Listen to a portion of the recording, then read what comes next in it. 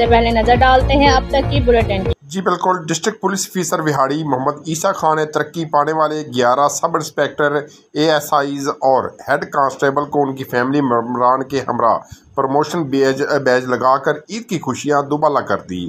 D P او وہاڑی محمد عیسیٰ خان نے ترقی پانے والے افسران کو مبارکباد دیتے ہوئے کہا کہ نئے عہدے کے ساتھ اہم ذمہ داریاں آپ کو سونپی جا رہی ہیں۔ امید کی جاتی ہے کہ آپ آئندہ بھی محنت اور لگن کو اپنا شعار بنائیں گے۔ سب انسپکٹر کے عہدے پر ترقی پانے والوں میں کیسر عباس، ایس آئی کے عہدے پر ترقی پانے والوں میں احسن شہین، ناصر حسین، جبکہ ہیڈ کانسٹیبل کے عہدے پر ترقی پانے والوں میں صفی اللہ کھوکھر، رضوان ریاست، فراز الحق، جوید اقبال، محمد اجمل، ساجد، محمد ناصر، رضوان فضل اور پرویز اقبال شامل ہیں۔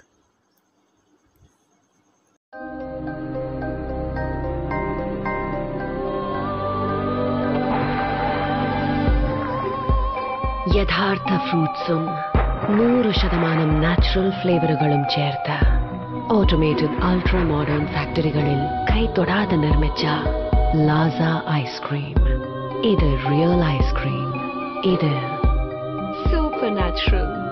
Laza Ice Creams since 1970.